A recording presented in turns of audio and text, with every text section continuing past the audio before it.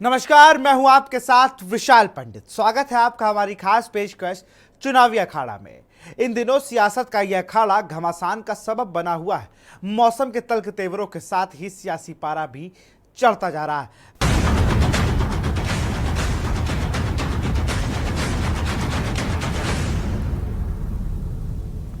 पंजाब की hot seat Patiala में इस बार सियासी समीकरण बदले नजर आ रहे हैं। आपको बता दें कि चौंकाने वाला मुकाबला होने के कारण इस बार पटियाला में प्रत्याशियों के बीच कांटे की टक्कर होने की संभावना है। इस बार के चुनाव में स्थानीय मुद्दे भी हावी हैं, क्योंकि पटियाला में कई बहुप्रतीक्षित प्रोजेक्ट सालों से लटके हुए हैं। इस रिपोर्ट को देखिए। पंजाब की हॉट सीट पटियाला के समीकरण। पंजाब की सियासत में अहम पटियाला सीट। इस बार बदले सियासी समीकरण। पहली बार चौकोना मुकाबला। कांग्रेस का गढ़ रही है सीट। आपके सेहत मंत्री डॉक्टर बलवीर सिंह मैदान में। कांग्रेस ने पूर्व सांसद डॉक्टर धर्मवीर गांधी पर लगाया है दांव। भाजपा प्रत्याशी कैप्टन अमरिंदर सिंह की पत्नी व 4 बार की सांसद परनीत कौर सियत ने एनके शर्मा को मैदान में उतारा। लोकसभा चुनाव के घमासान के बीच पंजाब में सियासी गर्माहट बढ़ने लगी है। हॉट सीट पटियाला में चारों प्रमुख पार्टियों का प्रचार जोर पकड़ रहा है, लेकिन इस संसदीय क्षेत्र से ताल्लुक रखने वाले 2 बड़े राजनीतिक चेहरे पूर्व सीएम कैप्टन अमरिंदर सिंह और फायर ब्रांड नेता नवजोत सिंह सिद्धू सियासी परिदृश्य से गायब है। अब तक पटियाला में कई कांग्रेस और अकाली भाजपा गठबंधन व आप के बीच ही मुकाबला देखने को मिलता रहा है, लेकिन इस बार का माहौल बिल्कुल बदला हुआ है। आपको बता दें कि चौकोना मुकाबला होने के कारण इस बार पटियाला में सभी पार्टियों के बीच कांटे की टक्कर की संभावना है। इस बार के चुनाव में कुछ मुद्दे भी हावी हैं, क्योंकि पटियाला में कई बहुप्रतीक्षित प्रोजेक्ट सालों से लटके पड़े हैं। उम्मीदवार हर चुनाव में इन प्रोजेक्टों को शुरू कराने के बड़े बड़े दावे करते हैं, लेकिन बाद में इनकी सुध नहीं ली जाती। 11 बार कांग्रेस ने फहराया जीत का परचम। 1952 से अब तक यहाँ 17 बार चुनाव हुए हैं, जिनमें सबसे अधिक 11 बार कांग्रेस को सफलता मिली। कांग्रेस के राम प्रताप गर्ग 1952 में यहां से पहले सांसद थे। पूर्व सीएम कैप्टन अमरिंदर सिंह की पत्नी परनीत कौर यहां से 4 बार सांसद रहीं। पटियाला लोकसभा हलके में 9 विधानसभा क्षेत्र आते हैं और राजपुरा, घन्नौर, सन्नौर, पटियाला शहरी, पटियाला देहाती, नाभा, सामना और शुतराणा व डेरा बस्सी इलाके इस समय सभी हलकों में सत्तारूढ़ आम आदमी पार्टी की विधायक है। पटियाला सीट हलके में कुल वोटरों की संख्या 17,96,352, जिनमें से 9,39,319 पुरुष व 8,56,955 महिलाएं और थर्ड जेंडर हैं 78। 2019 के लोकसभा चुनाव में वोट प्रतिशत 67.79% रहा। 2019 में परनीत ने अकाली दल के सुरजीत सिंह रखड़ा को 1,62,718 वोटों के अंतर से हराया था। परनीत कौर को 5,32,027 और वहीं रखड़ा को 39,09,309 वोट मिले। तीसरे नंबर पर रहे डॉक्टर धर्मवीर गांधी को 1,61,645 मत प्राप्त हुए थे। इधर पटियाला सीट पर चुनावी समीकरण बदले हैं। कांग्रेस छोड़ने के बाद परनीत और भाजपा में है। हालांकि इस बार परनीत के लिए जीत की राह पहले के मुकाबले चुनौतीपूर्ण है। एक तरफ उन्हें चुनाव प्रचार के दौरान सभी हलकों में किसानों के विरोध का सामना करना पड़ रहा है, तो वहीं टकसाली भाजपाई भी परनीत के चुनाव प्रचार से गायब है, जो उन्हें टिकट मिलने से नाराज है। पूर्व कैप्टन सरकार की ओर से अपने चुनावी वादों पर खरा न उतरने का गुस्सा भी अब तक लोगों में है, लेकिन परनीत कौर का पटियाला के लोगों में खासा प्रभाव है, जिसका उन्हें लाभ भी मिल सकता है। वहीं कांग्रेस के डॉक्टर धर्मवीर गांधी हृदय रोग विशेषज्ञ हैं और साफ सुथरी शख्सियत के नेता भी माने जाते हैं। उनका शहरी क्षेत्रों के साथ साथ गांव के लोगों में भी राजनेता के साथ साथ एक डॉक्टर के तौर पर खासा प्रभाव है, लेकिन अपनों का विरोध उनके प्रचार पर असर डाल सकता है। वहीं भाजपा से गठजोड़ की संभावनाएं खत्म होने के बाद अकाली दल ने यहां से हिंदू चेहरा एनके शर्मा को टिकट दी है। डेराबस्सी के पूर्व विधायक शर्मा को पटियाला के लोग ज्यादा नहीं जानते हैं। हालांकि पार्टी के आदेशों पर वह पिछले कुछ समय से पटियाला में सक्रिय थे। बता दें कि एनके शर्मा के जरिए अकाली दल की हिंदू वोट बैंक बनाने की कोशिश रहेगी, जबकि आपके डॉक्टर बलवीर सिंह पटियाला देहाती हलके से विधायक हैं। कैबिनेट मंत्री डॉक्टर बलवीर सिंह पार्टी में मजबूत दावेदार माने जा रहे थे। स्पेशल डेस्क ये न्यूज इंडिया। बिहार की किशनगंज सीट से सालों से सियासत का मिथिक बनी हुई है। इसका कारण किशनगंज में 68% मुस्लिम मतदाता जो जीत हार का आधार बनते आ रहे हैं। यही वजह है कि यहां प्रचार करने भाजपा का कोई बड़ा नेता नहीं आता है। वहीं बीजेपी को छोड़ अभी राजनीतिक दल मुस्लिम को ही टिकट देते हैं। इस लोकसभा के दायरे में 6 विधानसभा क्षेत्र आते हैं। किशनगंज में करीब 17 लाख मतदाता है। फिलहाल इस बार यह त्रिकोणीय मुकाबला है। इस रिपोर्ट को देखिए। बिहार की किशनगंज सीट का सियासी मिथक। इस सीट पर 68% मुस्लिम मतदाता। प्रचार करने नहीं आता भाजपा का कोई बड़ा नेता। सभी राजनीतिक दल मुस्लिम को ही दे रहे टिकट। 2019 में किशनगंज को छोड़ बिहार की 40 में से 39 सीट भाजपा जदयू गठबंधन ने जीती थी। यह सीट कांग्रेस के खाते में गई थी। आपको बता दें कि इतिहास से किशनगंज का पुराना नाता रहा है। कभी इस इलाके को सूर्यापुर कहा जाता था। माना जाता है कि यहाँ महाभारत काल को पुरातात्विक संपदा बिखरी पड़ी है, पर उसे सहेजने वाला कोई नहीं है। दरअसल दार्जिलिंग से किशनगंज की दूरी महज 150 किलोमीटर है। इसलिए इस जगह को गरीबों का दार्जिलिंग भी कहा जाता है। जैसा कि हमने आपको बताया कि बिहार की ये अकेली सीट है जहां मुस्लिम मतदाता 68% हैं। इसी वजह से सभी राजनीतिक दल मुस्लिम को ही टिकट देते हैं। 2019 में किशनगंज को छोड़कर बिहार की 40 में से 39 सीटें भाजपा जदयू गठबंधन ने जीती थी। ये सीट कांग्रेस के खाते में गई थी। इस बार त्रिकोणीय मुकाबला। इस बार किशनगंज में बड़ा ही रोचक त्रिकोणीय मुकाबला है।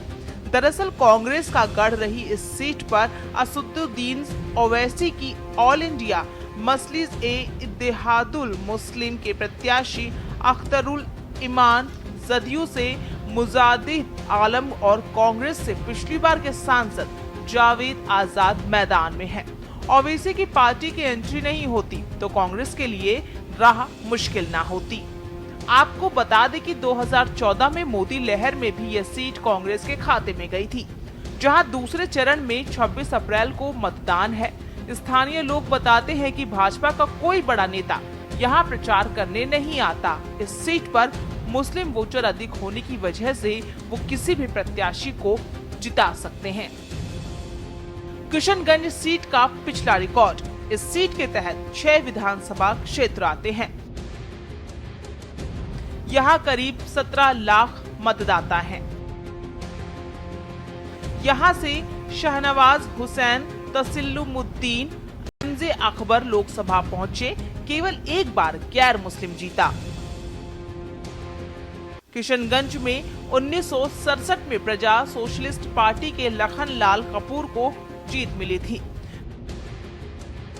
वे सीट से जीतने वाले एकमात्र गैर मुस्लिम उम्मीदवार हैं। बता दें कि किशनगंज में ऐसा कुछ भी नहीं है जो किसी का ध्यान खींच सके। 2012 के आसपास यहां अलीगढ़ मुस्लिम यूनिवर्सिटी का सेंटर खुलने की बात हुई थी।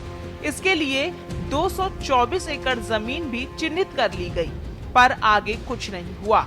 शिक्षा के लिए छात्रों को आसपास के शहरों का सहारा है।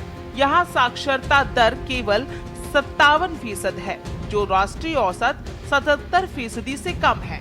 लोग कहते हैं एएमयू का कैंपस बन जाता तो हमारे बच्चों को बाहर पढ़ने नहीं जाना पड़ता।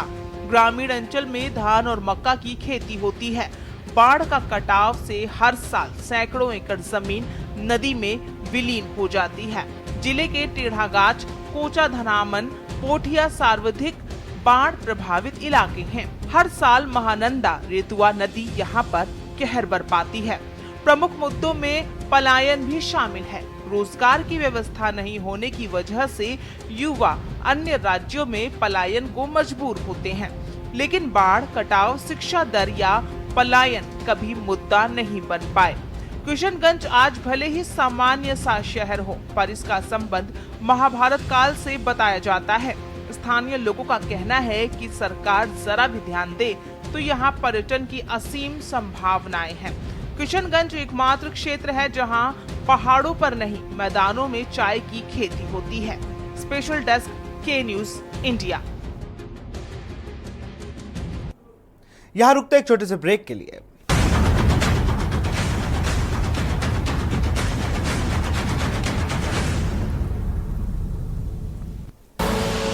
आप देख रहे हैं के न्यूज, खबरों का सारथी।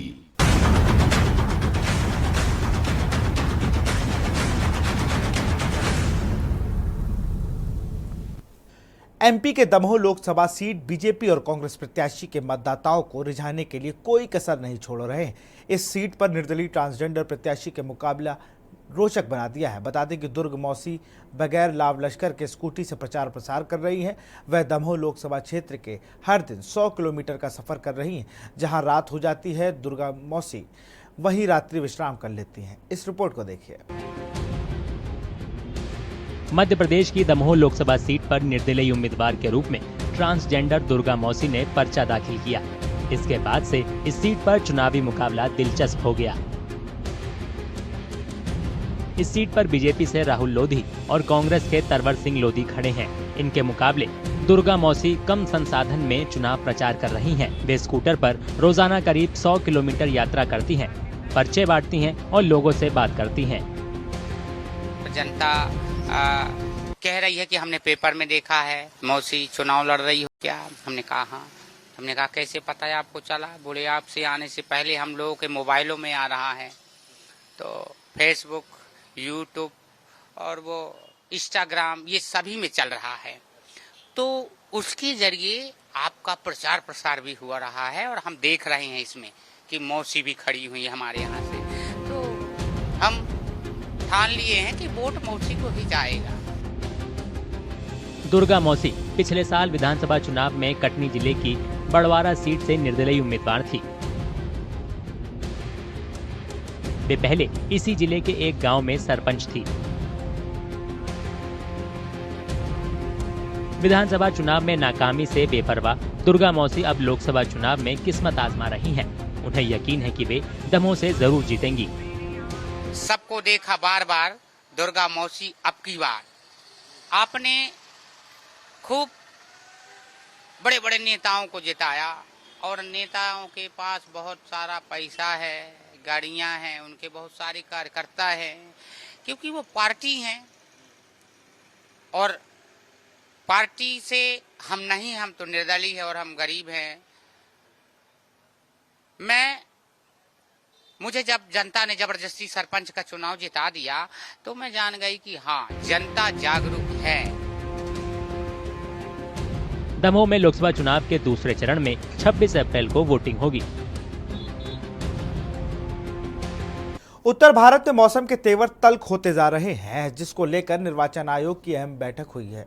मौसम विभाग और स्वास्थ्य मंत्रालय के साथ हुई बैठक में चुनाव के दौरान गर्मी का आकलन किया गया है। इस बैठक में वोटरों की सुविधा को मुहैया कराने पर चर्चा हुई है। इस रिपोर्ट को देखिए।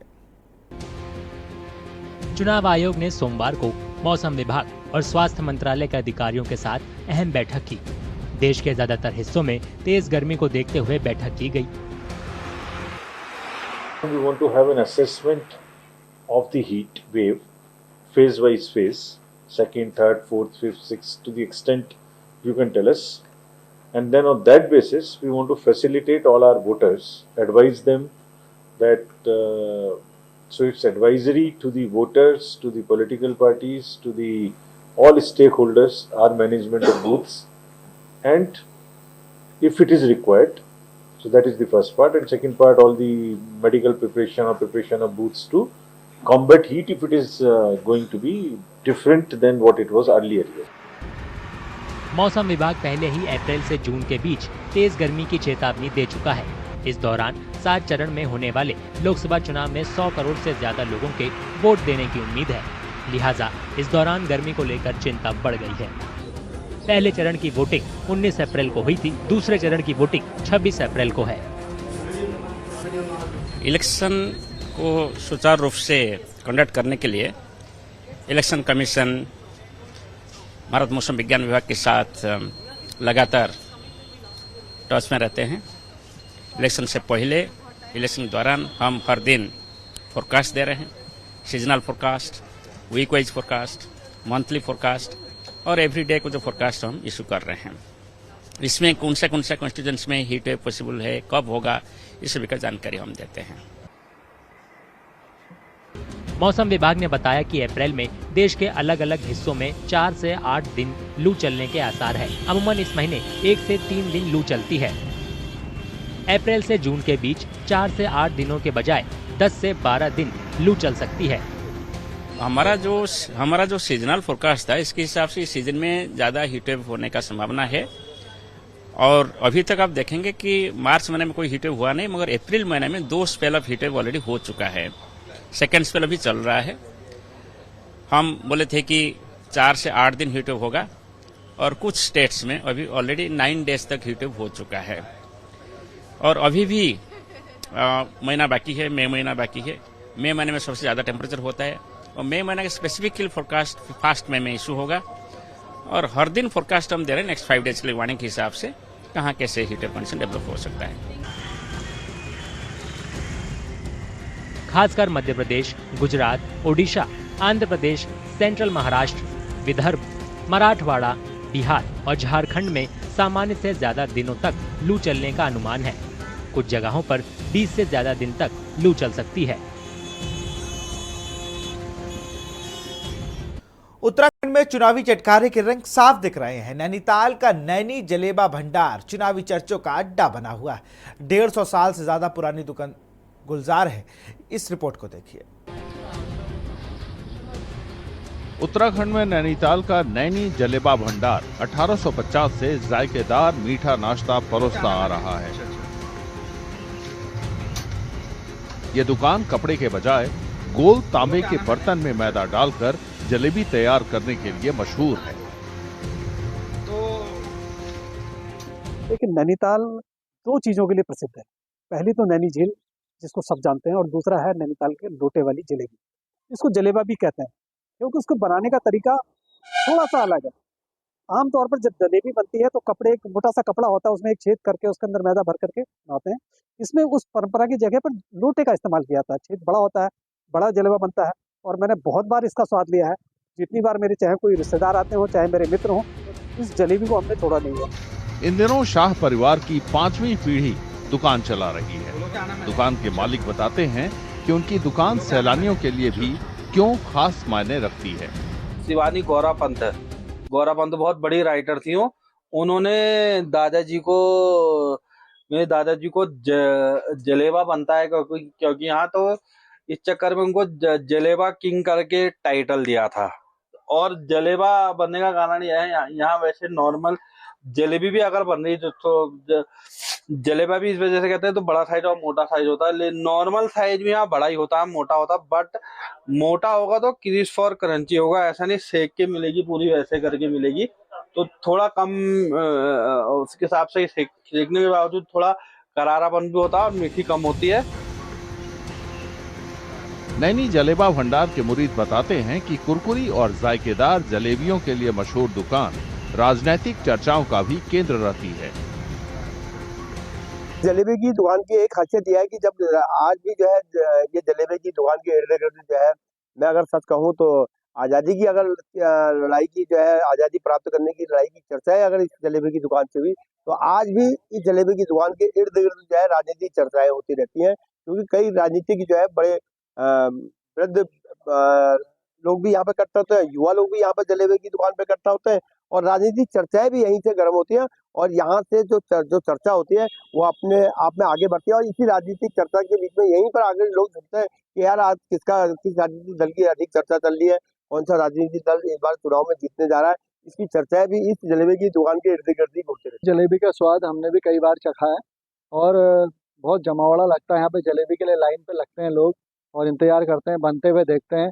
और साथ में जितनी देर वो इंतजार के पल होते हैं उसमें देश में कोई घटनाक्रम हो, चाहे चुनाव हो, कोई राजनीतिक सामाजिक परिचर्चा हो, ये सब भी आपस में चलती रहती है। लोकल के लोगों के लिए, साथ साथ टूरिस्ट के लिए भी बड़ा आकर्षण का केंद्र है। और जलेबी का जो साइज है वो भी ऐसा है, मतलब समझ लीजिए एक बार जिसने जलेबी खाई दोबारा जब नैनीताल आएगा फिर जाएगा वहाँ पर। नैनीताल के लोगों के मुताबिक 150 साल से पुराना नैनी जलेबा भंडार सैलानियों की भी बेहद पसंदीदा दुकान है। फिलहाल चुनावी अखाड़े में इतना ही। देखते रहिए के न्यूज इंडिया। नमस्कार।